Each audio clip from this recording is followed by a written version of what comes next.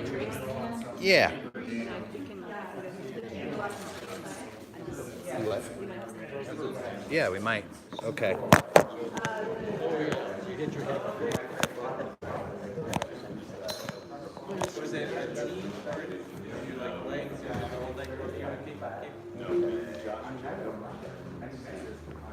You all ready to get started? Almost? I have a draft.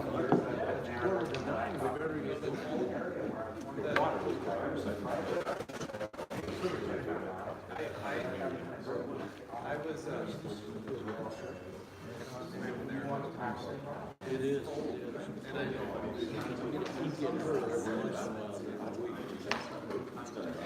Alrighty, so thanks everyone for coming. This is the first talk of the Climate Basin Clean Energy Series, and this is basically an event series that's sponsored by the Oregon Renewable Energy Center. Dr. Sophie Nathanson and I put in a grant request in the spring to try to get some money to bring folks to Climate to talk about developments in renewable energy and energy efficiency, and basically bring those lessons to Climate so that we could start to do our own energy planning here. Basically, everybody knows how much renewable energy potential there is here, and it's a bit scandalous, actually, that we don't have a solar panel on every building in this town. So I've got a lot of resources here, and the one point of this is just, academic, educational. We want to learn more about what's going on in the world, but secondarily, I think we really want to see some change out of these workshops, and we want to see the types of discussions that we're starting in here spread out beyond this room and into other areas. And so we've got these 4 days that we'll be doing things, and I'll just give a little bit of a preview before I introduce Leah of what we're going to be doing. So today we're talking about 100% renewable energy, so the movement in this country and around the world to get off fuels and into renewable energy. And Leah Parks will be our speaker. On October 25th, at the same time, same place, we're going to be talking about local clean energy strategies. So Hannah Soul from Road Climate out in Medford, which is a climate action group, is going to be here. They've done some work on local clean energy. And then James Valdez, who's the policy manager at Spark Northwest in Portland, will join us as well. Very knowledgeable, lived in Germany for a year on a fellowship, learning all about their energy grid over there. And he's basically trying to apply those lessons now in his work in Portland and throughout the Pacific Northwest. On November 15th, we'll talk about the nuts and bolts of new energy projects. So we'll have Jennifer Rauda, who's a solar developer mostly, a renewables developer. She also does transmission line development. And then we'll have Bridget Callahan, who's an employee of Sustainable Northwest, and they do a lot of work, especially now in community solar. And you'll hear a lot more about that in coming months in Klamath. New rules just got passed at the Public Utility Commission in Oregon that are allowing smaller scale solar projects with multiple owners and developers to come online. And so we'll likely see some of those in Klamath soon. And then the last day will be December 6th. We'll talk about community energy planning. That'll probably be a little bit more of a transition into what's going to come next in the spring, hopefully. Michael Colgrove, the director at the Energy Trust of Oregon, will be here, a large and well-funded nonprofit that gets its money from the public purpose charge from utilities. So we all pay into basically the Energy Trust of Oregon. And their mandate is to primarily energy efficiency, because the easiest way to reduce emissions and increase efficiency is to have efficient appliances, efficient heating, efficient homes, efficient buildings. And then they also have a renewable energy mandate as well, so they try to get new renewable energy projects online. And then Marla Harvey from Hood River County will join us, and she was the RARE coordinator at Hood River County. She helped them to create their own community energy plan, which is now coming online, and they're starting to implement those steps just within the last year. So very exciting schedule. So tonight, we've got Leah Parks with us, and I know Leah because we worked on 100% renewable energy policy in Portland together a couple years ago, and basically started with an idea and a place to go, as with a bunch of other folks in Portland, in order to get the sitting mayor to make a campaign promise that he would transition the city to 100% renewable energy. There was all sorts of doubt about whether that could be done. There's still doubt about whether that can be done. But we were able to mobilize enough people basically to come to the city council and ask for renewable energy goals. So the city of Portland and Multnomah County passed renewable energy goals last June, and they're starting to figure out how to implement them now. So Leah is also the VP of Business Development at OpConnect, which we'll tell you a little bit about, and the co-author of All Electric America, and she's brought a bunch of copies of the book with her. So without any further ado, I'll turn it over to Leah. She'll speak for as long as she wants to. I'll talk probably for about 10 or 15 minutes, and then we'll enter into more of like a community-based discussion.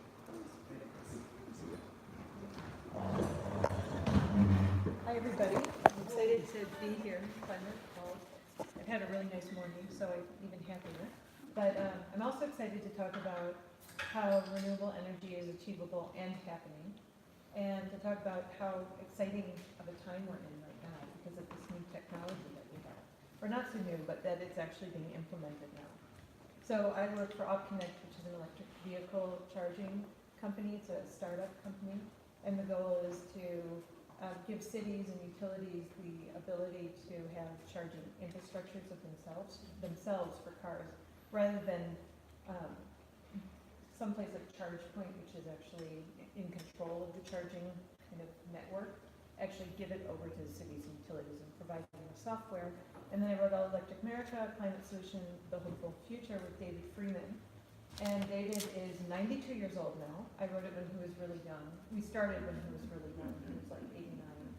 And he was the CEO of Tennessee Valley Authority. Jimmy Carter appointed him there. He worked for LADWP, Sacramento for SMUD, for the Sacramento Municipality Utility District, and a few other utilities. He's headed those, and was excited about renewable energy and believes that can be implemented, and really believes that utilities should do more. And he's really frustrated that they're not doing more and taking charge of this, because we'll have an electric infrastructure actually. That we would move from fossil fuels. As we move from fossil fuels to renewable energy, we actually move to an electric energy infrastructure. Is what happens, and that's our electric utilities, and they should be excited about this. And just jumping at the opportunity to harness this opportunity for themselves, and they're not. They're moving slowly. Some utilities are. But I worked with Dave, and he has been talking about this for a number of years to different extents, and we wrote a book together. And Leah, sorry, when you speak, can you just scoot? Yeah, just okay. Perfect. Okay. So what's exciting is that the modern day Edisons have done their job.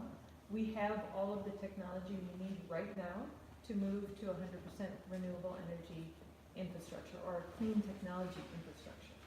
We have solar and wind technology, multiple storage technologies, energy efficiency, digital technology. We have hydrogen vehicles, heat pumps. We have all sorts of technology to do this. When we think of being 100% renewable, we have to think of all of the different sectors, not just electricity. We need to think about transportation, our heating and cooling, and our industry as well. Because a lot of times a city will get really excited that, yeah, we're 100% renewable, but really they're just making their electricity renewable. They're still heating their homes and their buildings with natural gas. And of course, the industry also has a lot of fossil fuel use as well. So when we think of that, it's important to look at all of it. And we can go to hydrogen ships and hydrogen airplanes in the future. There's some thought in that, and they're developing it. There's an electric airplane in Europe that they're talking about. I don't remember if it's 2020 something, 2025, of making short trips with electric airplanes, actually. So the digital transformation is giving us a lot of power to do this. And we can manage our electricity infrastructure and balance the supply and demand. Because as we know, a lot of the renewable energy is intermittent.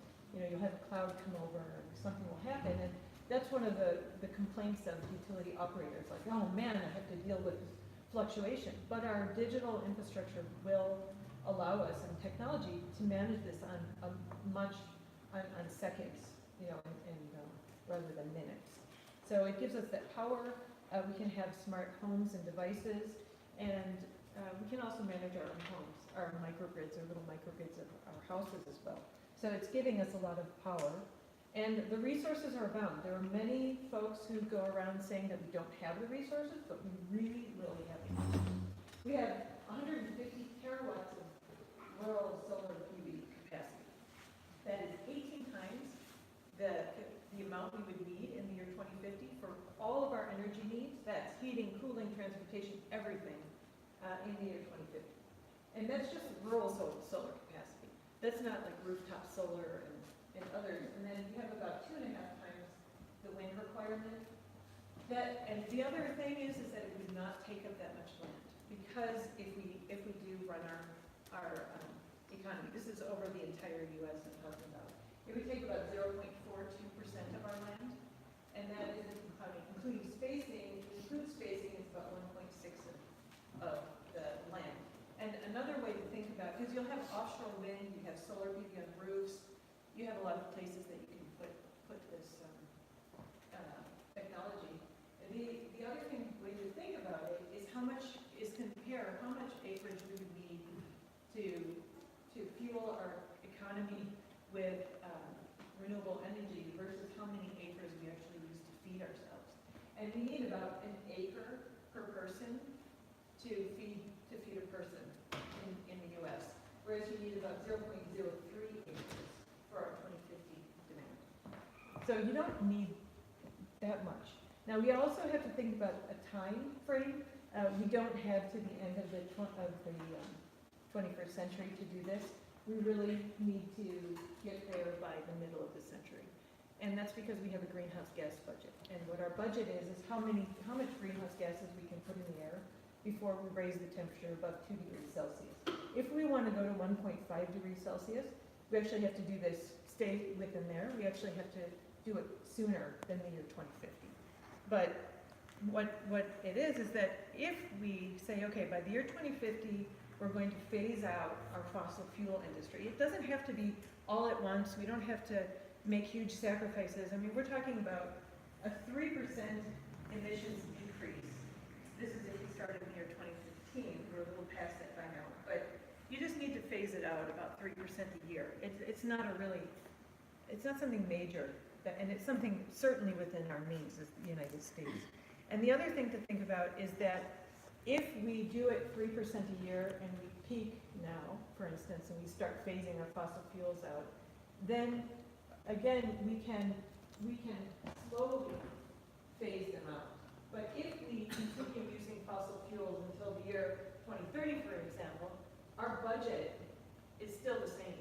And now we've been emitting a lot of greenhouse gases into the air, and we're going to have to phase it out a lot faster. So there's going to be more hardship.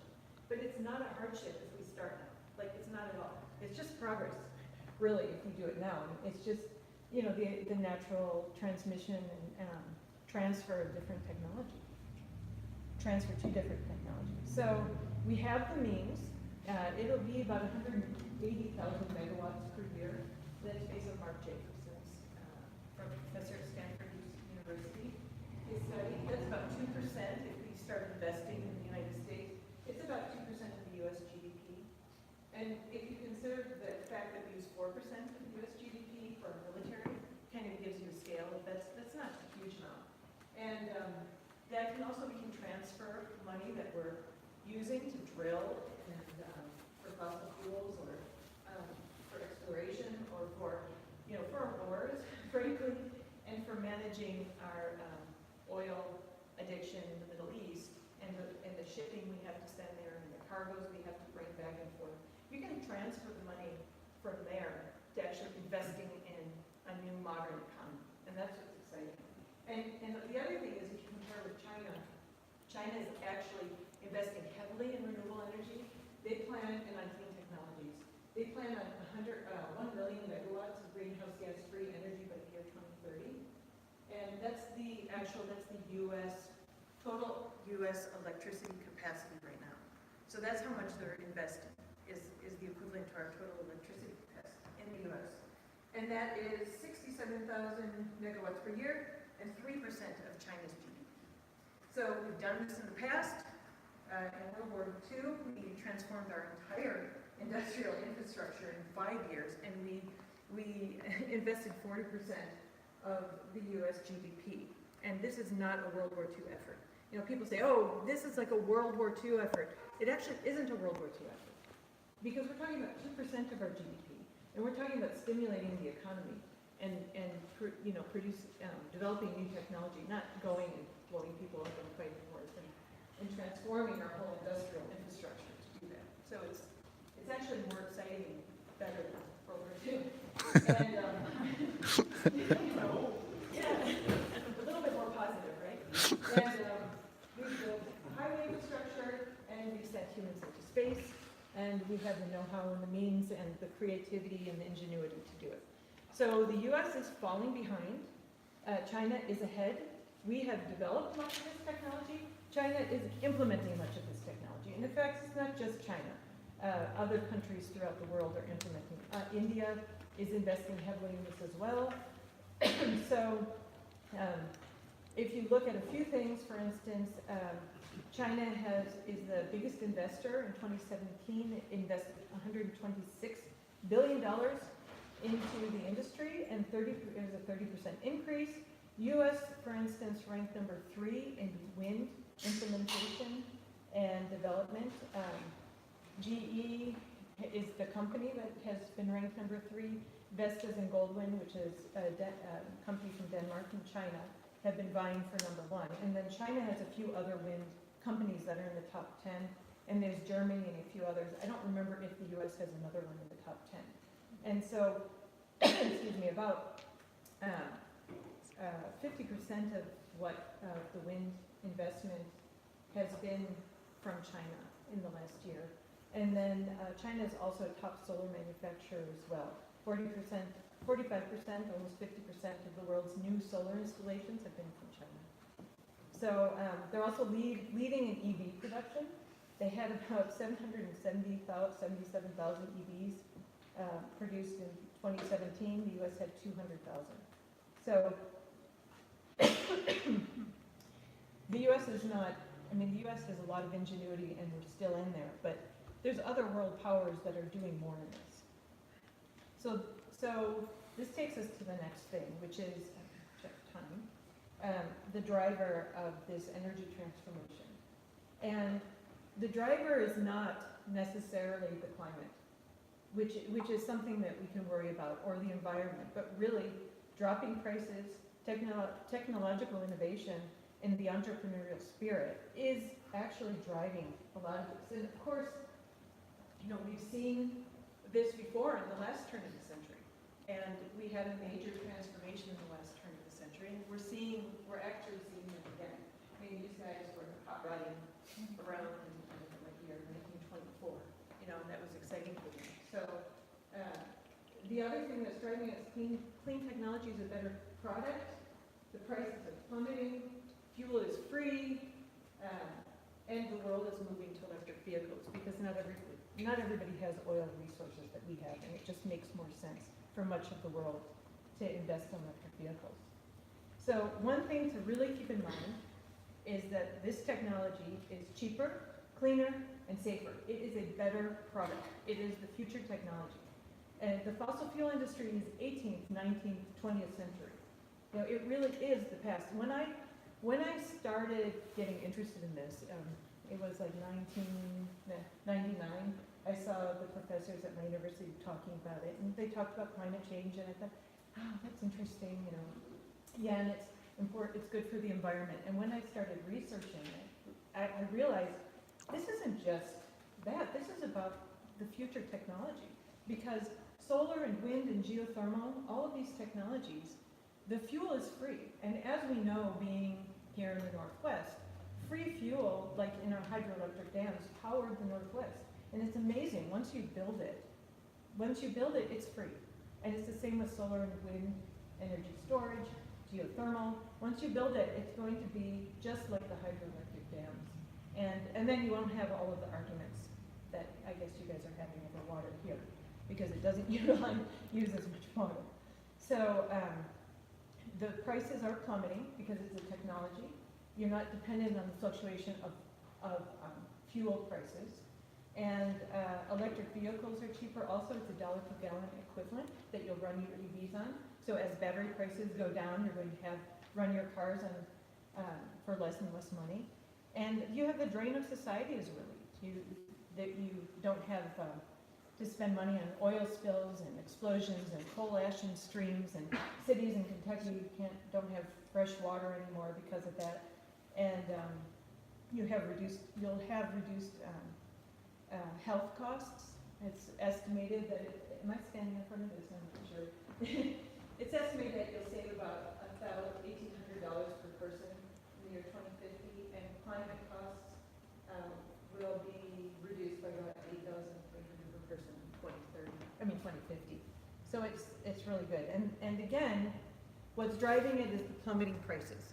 Solar energy and wind energy is now cheaper or at par with natural gas and definitely cheaper than nuclear, because nuclear is really expensive and dangerous too for a host of reasons, because we don't know what to do with the waste. But we're looking at, in some places like Texas and Nevada, for solar PV, this is utility scale, like 2.37 cents per kilowatt hour for the technology and for the electricity, whereas gas is 4 to 21. Peaker plants are at about 21 cents per kilowatt hour. New coal, which can be 6 to 14 cents per kilowatt hour. Unsubsidized solar plus storage is at about 4.5 cents per kilowatt hour.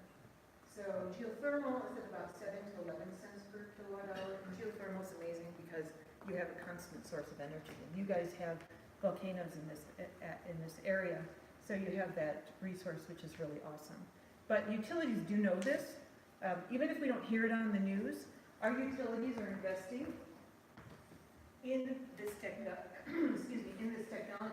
55% of all new added capacity was from solar and wind, and the other was mostly natural gas.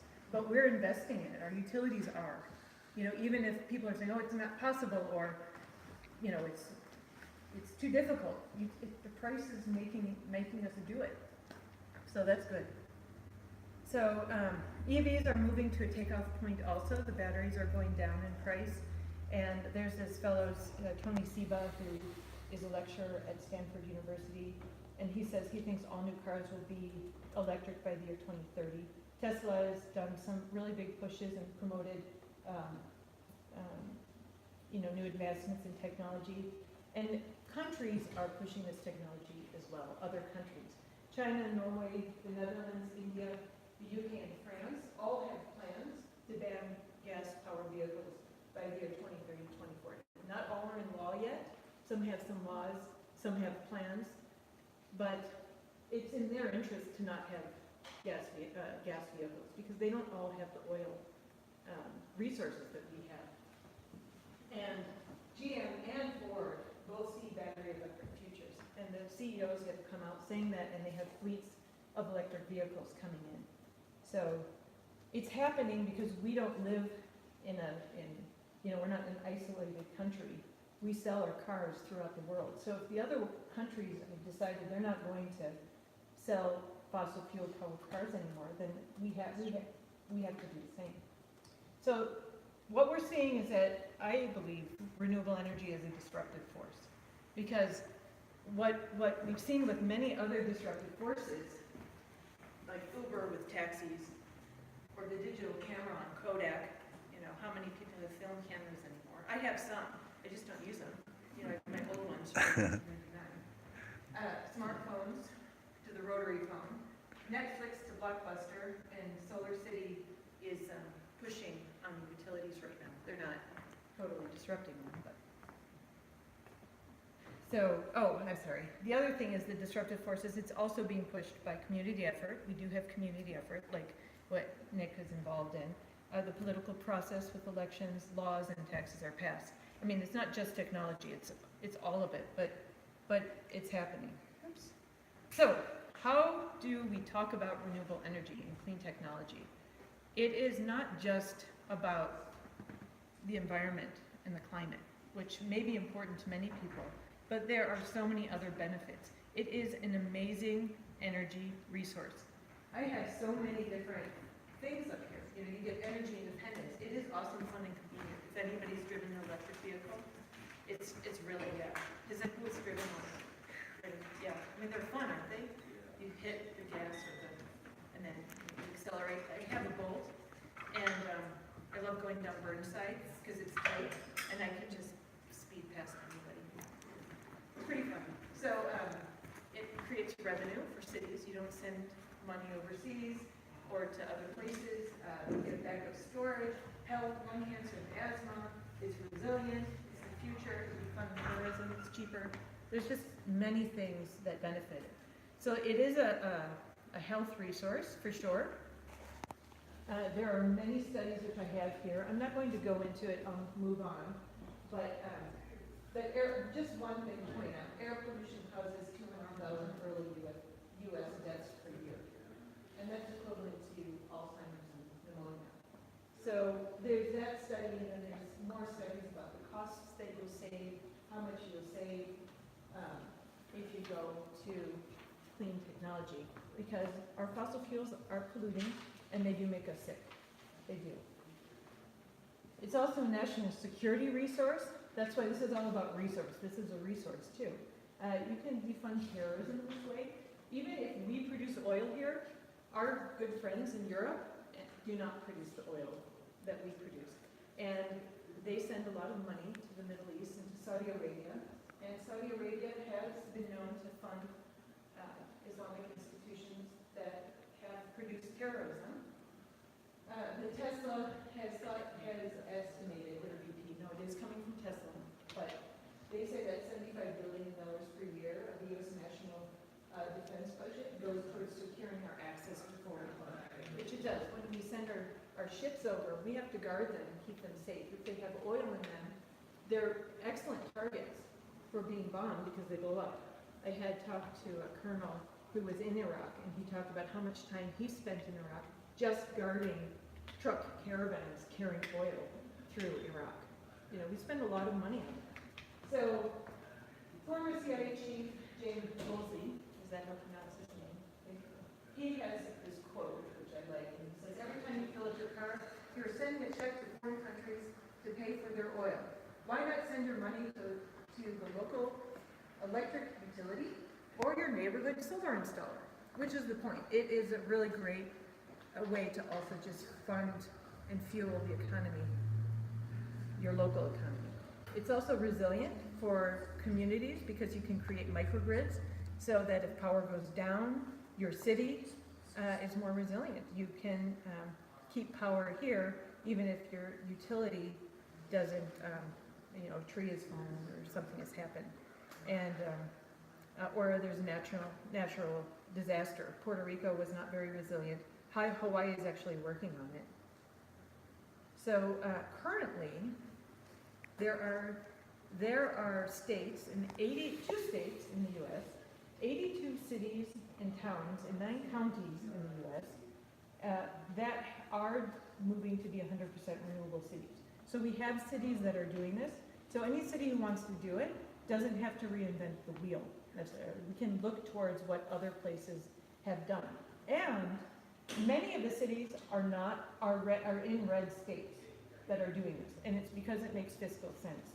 And that's the thing that is exciting about this technology, is that it just makes sense to do it. So Greensburg, Kansas has a renewable city, and they had a volcano. Not a volcano, I was picturing. They had a Tornado? Tornado, thank you. And it just flattened the city, and they rebuilt it as a renewable city. And it's a Republican city. I don't think there are many cities except for maybe Lawrence, Kansas, that are voting as Democrats. So maybe Kansas City. But anyway, and then you have Rockport, Missouri, Georgetown, Texas. I think they're a 100% renewable city, and they're running on wind. And I think I had seen the mayor interviewed, and he has, I think you can find him on the internet, if you look for him. There's some interviews with him. It's interesting to see what he's doing. In Salt Lake City, Utah, they have community solar projects going on. They're 100% renewable city as well. And then there's many others.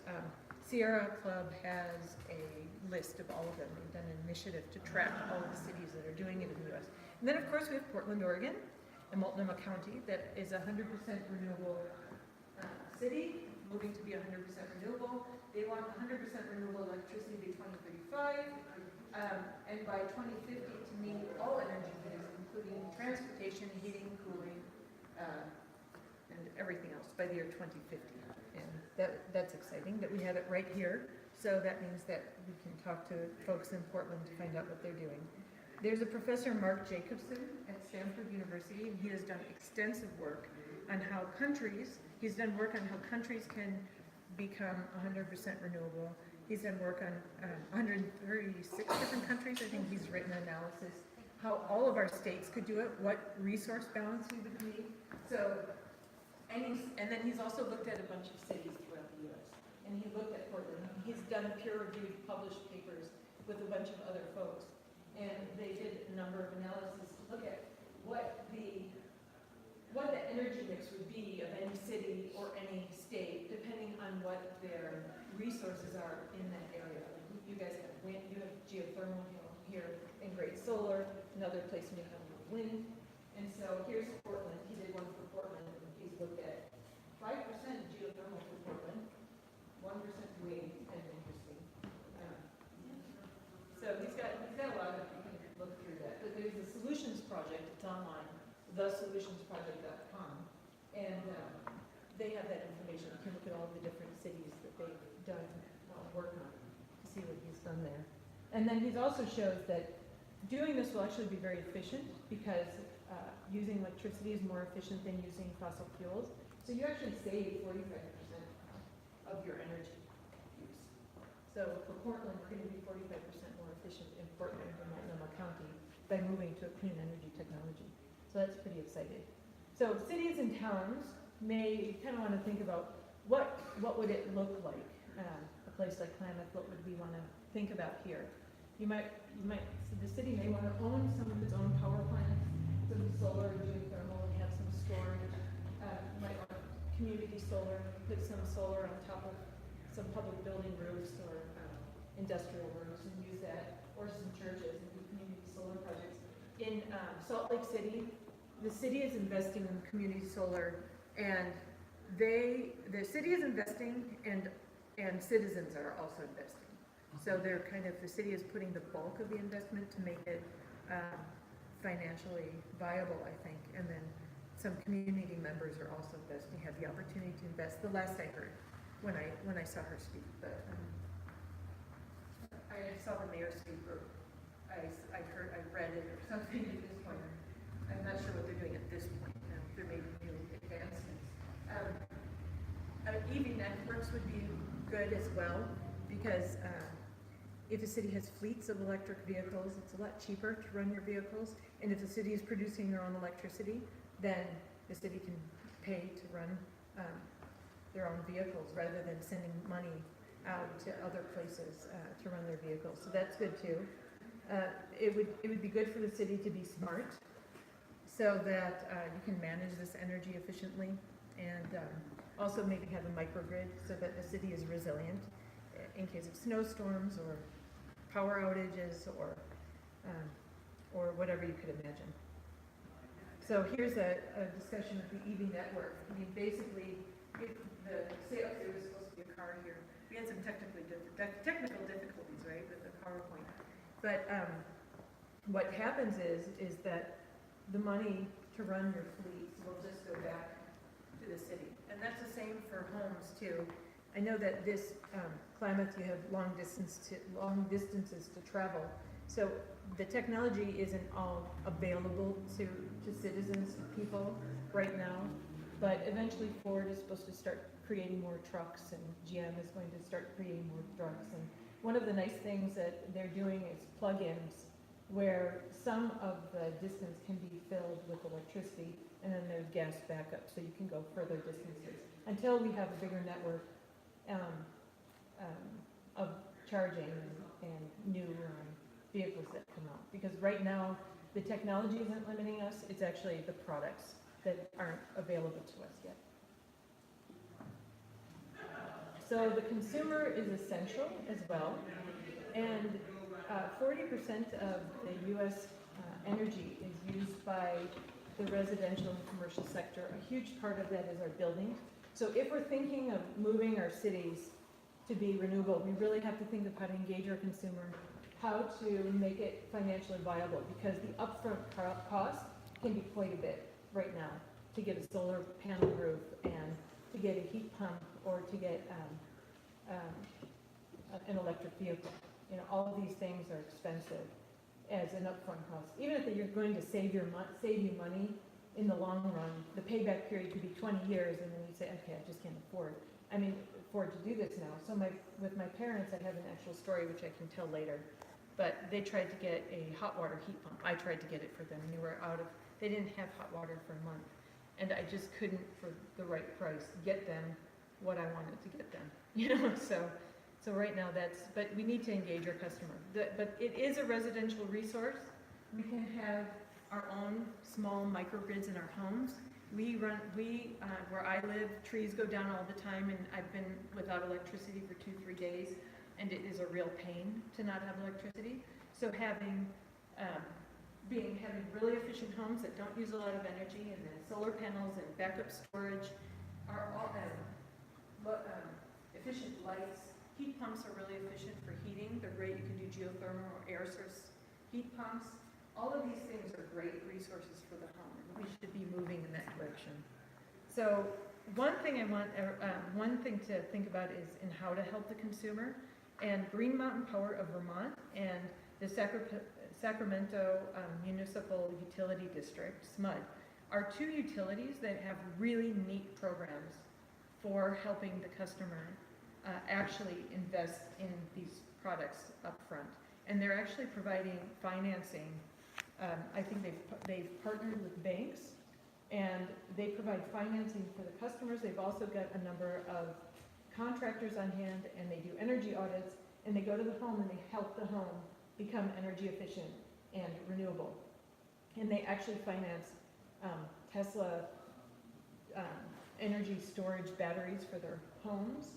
And I think they have some incentives for getting electric vehicles, and they are actually helping some houses get off the grid because it saves them money, because then they don't have to build power plants because people are investing in it.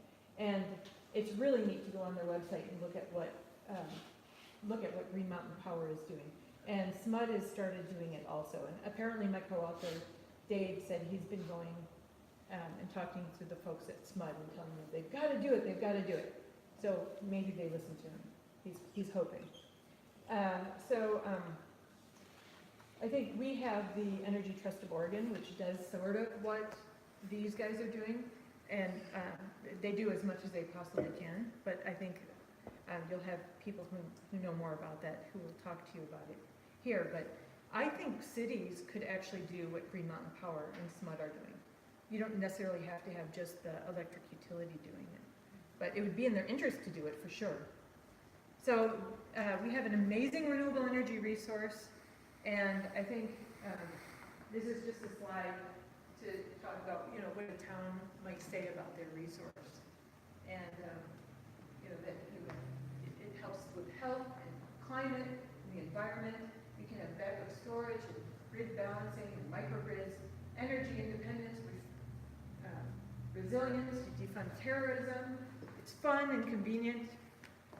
It's also fun and convenient to manage the energy in your home. It really can be. And know how much money you're saving. That's kind of fun too. It's not just being an electric car, but electric vehicles are fun too. And it's cheaper. It's cheaper for the consumer eventually. It's cheaper for the cities. And it brings revenue to your cities as well. So what do we need to do this? And I think what we need to drive this innovation is the can-do attitude. And I think in the U.S., we're really good at that. We have an amazing can-do attitude. There are some folks that can kind of point to who had can-do attitudes. Thomas Edison had a can-do attitude. And actually, people doubted him and thought he was crazy.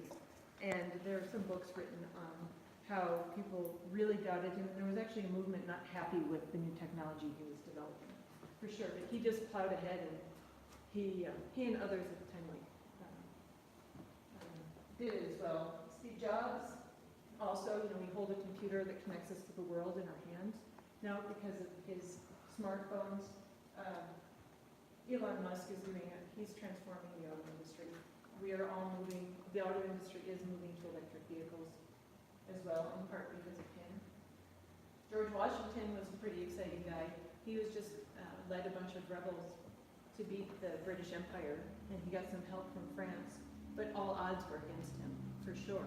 But he did it, and Martin Luther King helped move, a movement, especially in the South, and Gandhi helped create a nation as well. So if you look at these people, nobody thought they could do it, and they did. So what we don't want to be is the last one holding the buggy whip, for sure, and we want to just continue our tradition of having this can-do attitude and our entrepreneurial spirit and move into the future. So that's the end, and I'll take any questions if you guys have any questions. We'll hold off for just a sec. Oh, okay. Nick gets to be next.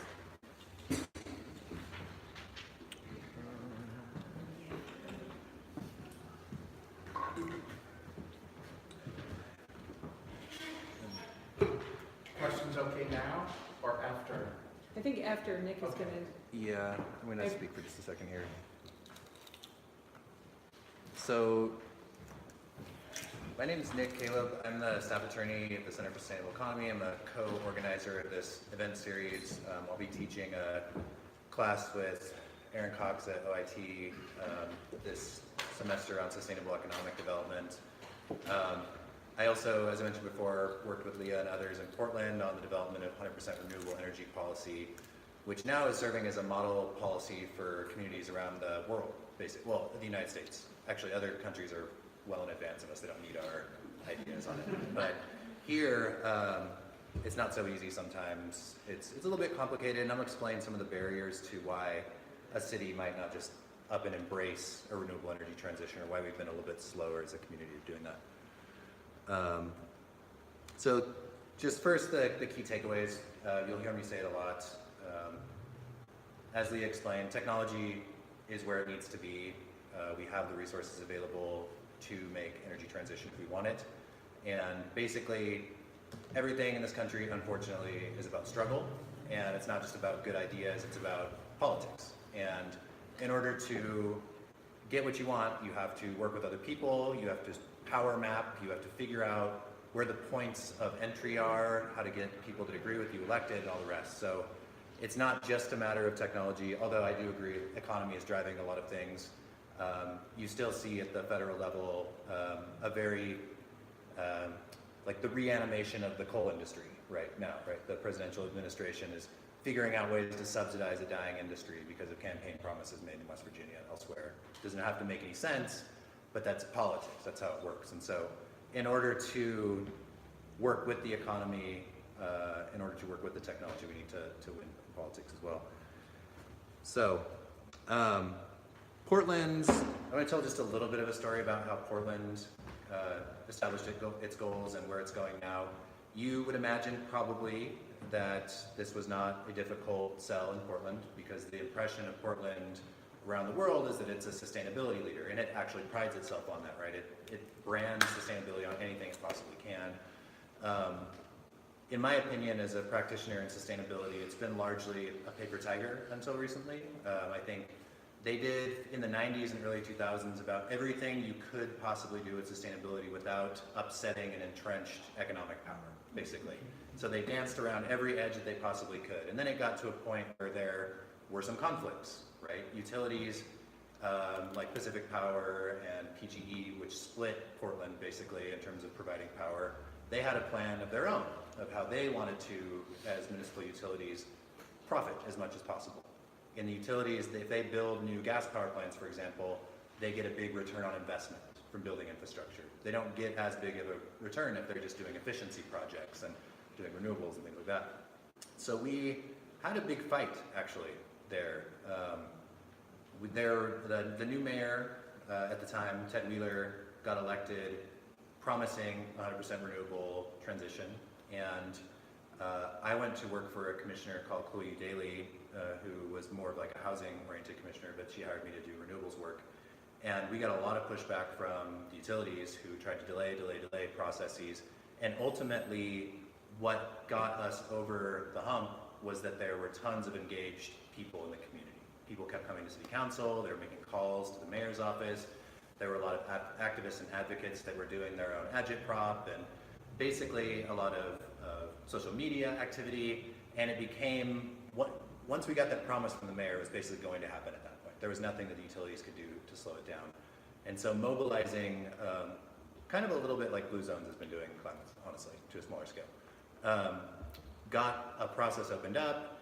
And by the time our kind of backroom negotiations with lobbyists and utilities to basically tell them that this is going to happen whether they wanted it or not, they changed their tune right at the end and said, yes, of course, like we're in support of 100% renewable transition as well, right? So, and now both of these utilities, especially Portland General Electric, have created big studies to talk about how they can decarbonize and how they can invest in storage technologies.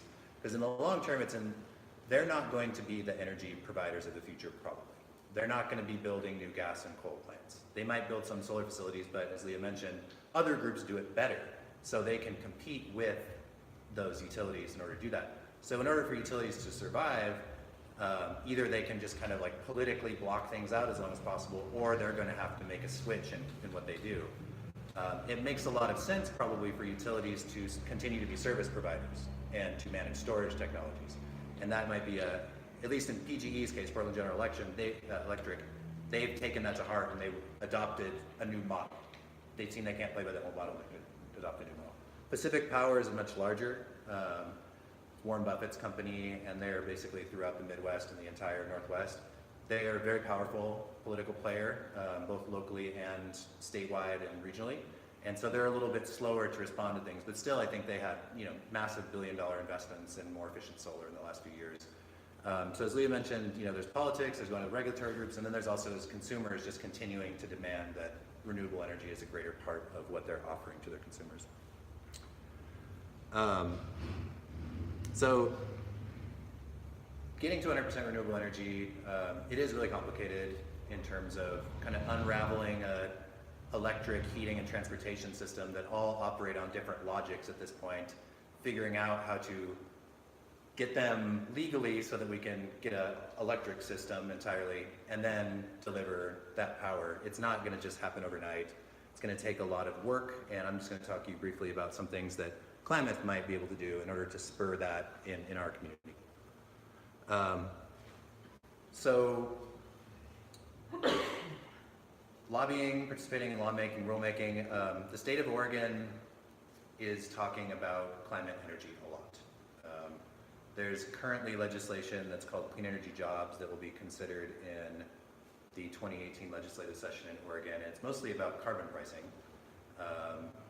And at least some of that money that will be generating through putting a price on carbon for industrial emitters of carbon dioxide, some of that might go back into renewable energy production. So cities have an interest in figuring out in participating in lobbying and saying, okay, how can, if that is a bill that's likely to pass, and it kind of seems like it is, how can more of that revenue come back to cities so that cities can then save their own residents on their electricity bills and supplement low-income folks?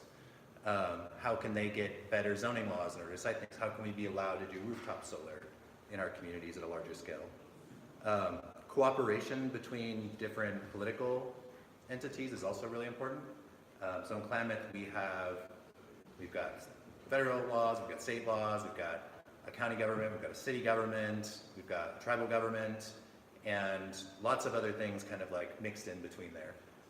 In Portland, the city of Portland kind of like sets a tempo for everybody else, right? It really like, when it's doing it right, it jumps out in front of an issue, it promotes it well, and then it drags all of those other entities with it. In Klamath, it's a little bit different. It doesn't work like that. There's no one dominant entity that really can just like dictate to anybody else in the community what it wants to do. And so it's going to, I think for us, it's going to take a lot of cooperation, a lot of education of elected officials, a lot of getting people to see that through partnership there can be benefits for a lot of different people and that no one single entity has to control all of this. Cities largely, and counties to some degree, they have building codes, right? In a lot of the country, they can establish their own building codes. In Oregon, we're actually very limited. We're one of the few states that has just a state building code that's set, and it actually serves as a floor and a ceiling for the most part, so we can't, right now, the city of Klamath Falls couldn't require rooftop solar on new buildings, for example. That would violate the state buildings codes. A couple of years ago, Governor Brown signed an executive order saying that in 2 or 3 years, there would be buildings would be required to basically install the infrastructure so you could put the solar on there, which is an improvement, but it can be much better. So this is unfortunately an area where instead of just going to City of Klamath Falls or County Commission and saying, look, we want better standards, it has to be directed at the state for now. But there's transportation issues, like we just established a new cycling lane. Nobody uses it very much yet, but hopefully in the future people will start being on that all the time. So alternative transportation for walking and for cycling reduces energy use from automobiles, and cities, because they have comprehensive plans and can designate different zoning uses, can urge different types of density. They can allow for different types of transportation, infrastructure, and the built environment is one of the easiest ways in order to meet energy goals. So I don't think we've updated our comprehensive plan since like the 80s or something in Klamath, and it's not, and I don't think a lot of people here are necessarily as planning excited as people in Portland are. Portland's like a plan city. They just want to make plans for everything, and nothing ever gets done, but there's a lot of planning. And here, though, you know, maybe it's time to do some energy planning. Maybe it's time to actually open up some processes and bring people in and start talking about it. It's a comprehensive plan in Oregon. We have we have strange land use laws, but they've been some of the most effective in the country. If we want to use our land use laws to get somewhere, that's one of the easiest ways to do it. Franchise agreements and utility licensing laws are things that cities have. So basically, a utility like Pacific Power has to sign a contract with the city government and county government every 20 years or so, basically is what it is.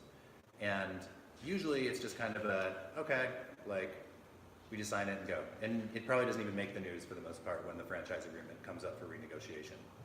Theoretically, if you had people that were really excited about energy in your community and you had elected officials that kind of were seeing that and the franchise agreement came up for negotiation, the city could actually negotiate something for its residents through the franchise agreement from the utility.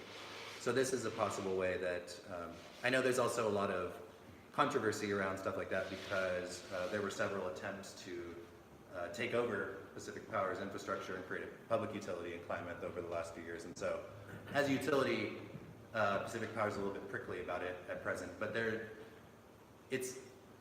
are ways to get things done that are not necessarily like command and control, right? You don't always have control over something and can force somebody to do something. But, you know, if they're worried about the citizens rising up and taking them over periodically or something like that, that's not necessarily a bad thing from the standpoint of being a resident. If they're nervous about it, maybe then they want to give more concessions to people in the community, right? And so sometimes it makes sense to negotiate strongly in order to come to a middle ground and get something out of that. The city fleet in Portland, for example, they transferred all of their fleet, or are in the process of transferring all their fleet to electricity, so they're not using fossil fuels in order to fuel. They have hundreds and hundreds of cars and trucks, so it's a big deal. In Klamath, it's much easier to imagine a city fleet being transferred over time, and there are lots of grants from, maybe they don't exist anymore, but from the federal and state government in order to kind of incentivize that kind of transition. Also, renewable energy as an elected issue is an important thing. There have been, one person, Taylor Tupper, is running for state representative. She has been talking about renewable energy in her campaign, for example, and it's something that's front and center on her agenda. There are other campaigns like Jamie McLeod Skinner is also talking about renewable energy as an opportunity for this region. In the Rogue Valley, it's similar. People run on energy from time to time, and it just becomes a bigger issue in the electoral sphere. And as it does, as people start to see that not only as like a cultural signifier, but also as an economic driver and a way to transition substantial pieces of your economy towards something else, to have, if you have green buildings in your city, if you have solar panels all over the place, that's also a signifier for tourism, right? People that come and visit drive by the highway and see a neighborhood full of giant solar panels, and, oh, what's that? And they stop off and they come and actually, have a beer there, have some coffee and all the rest. And so there's a lot of ways to think about this in terms of like how it can be a community development tool. It doesn't have to just be, I think sometimes what I've seen so far in climate is when there's hostility to green energy, it's mostly on a cultural and political issue. It's kind of like, that's hippie shit, is sort of like the response, right? It's like, oh, we don't want to be that, that's somebody else.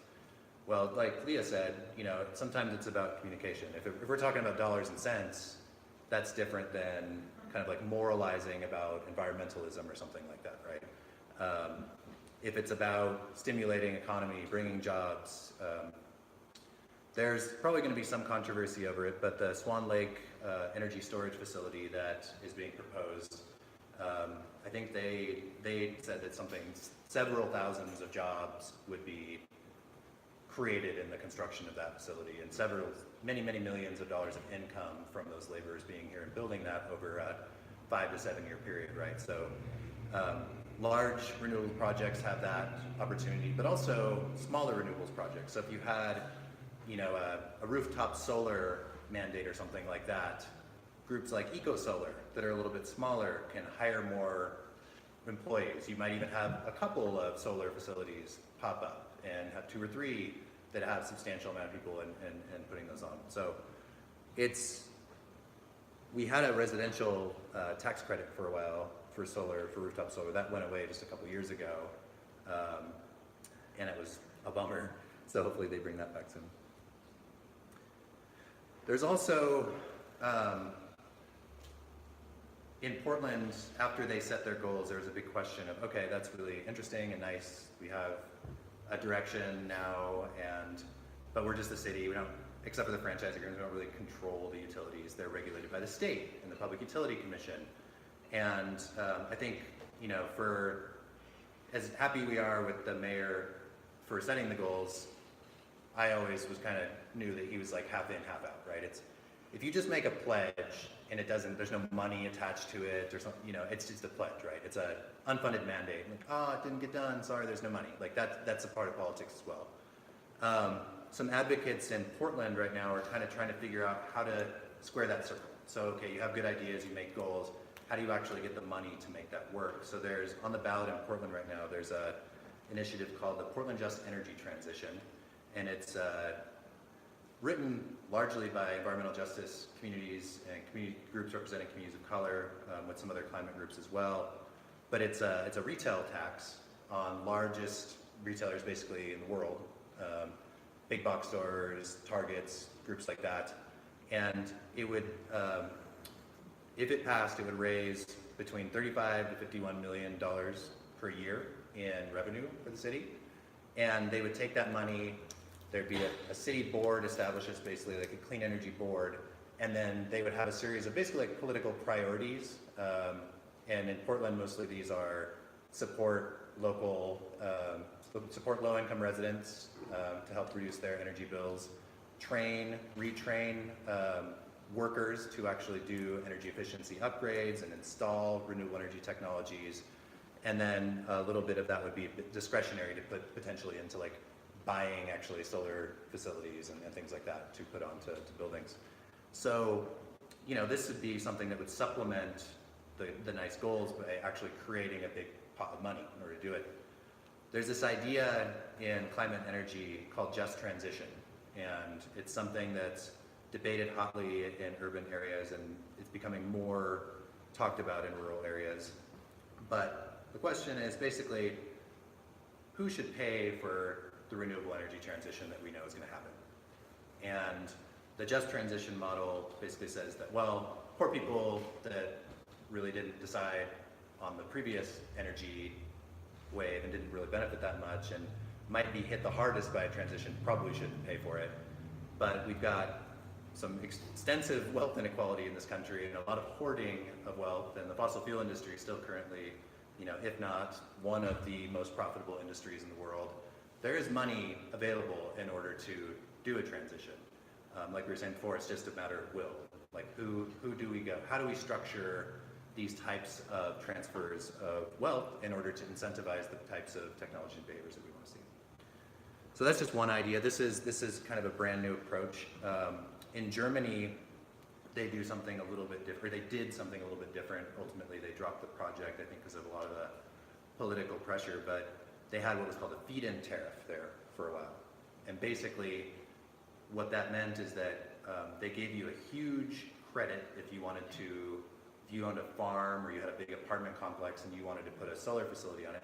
They gave you a big tax credit, and then they guaranteed you a really favorable rate of return as you sold that energy back into the grid for something like 5 to 7 years or something like that. Enough so that you could pay off the initial investment easily of that solar or wind installation and then start to actually make money. You become a little mini power plant selling into the grid all the time.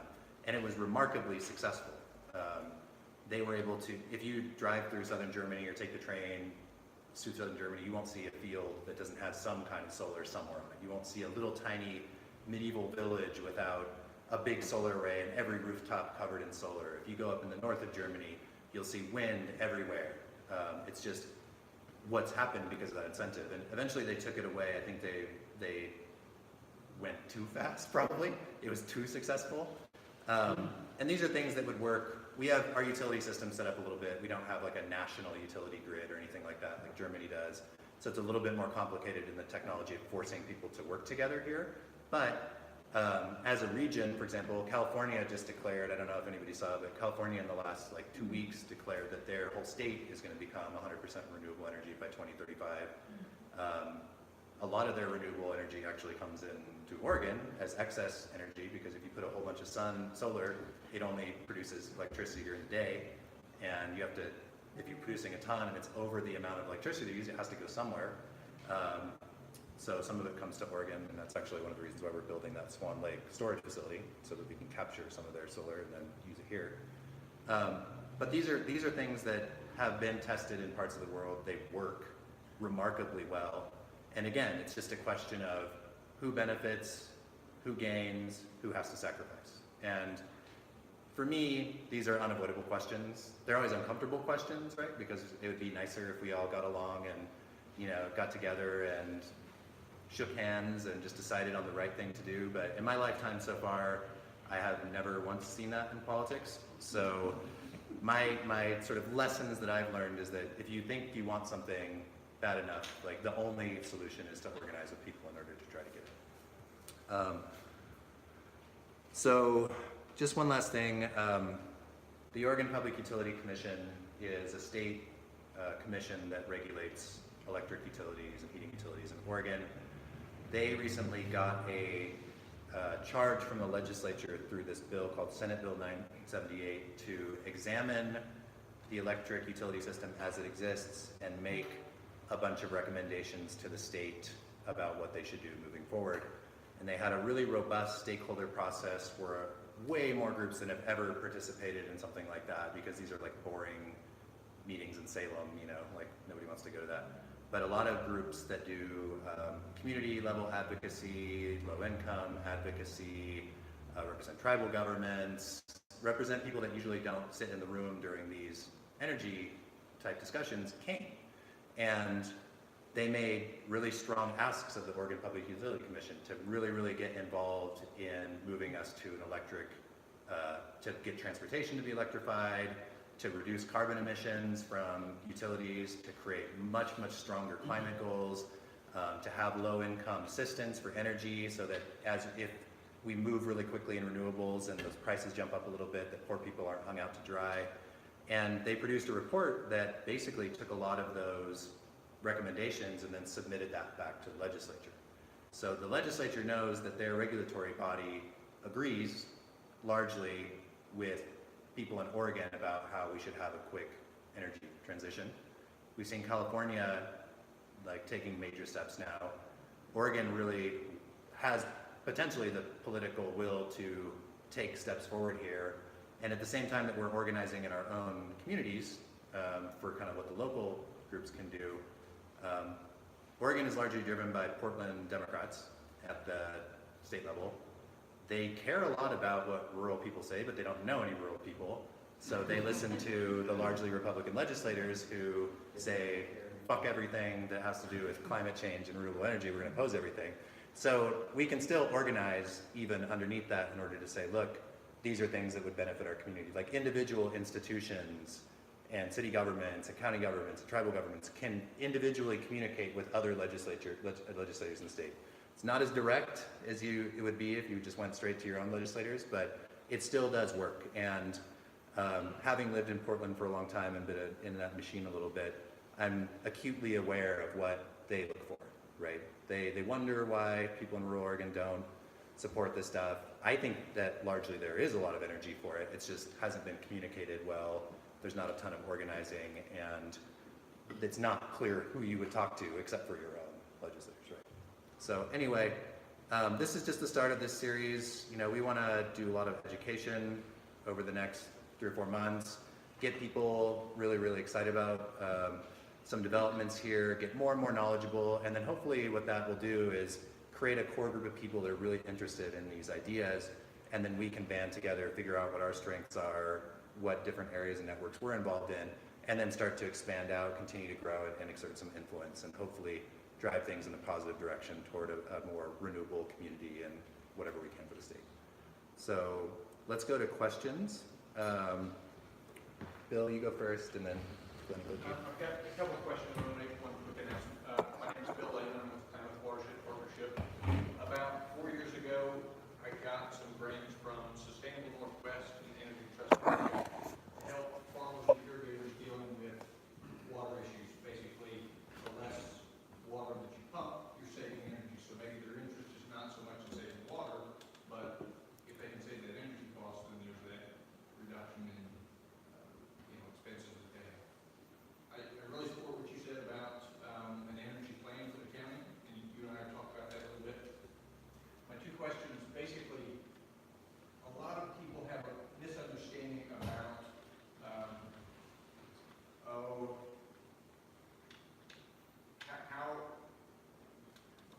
how solar, for example, is incentivized.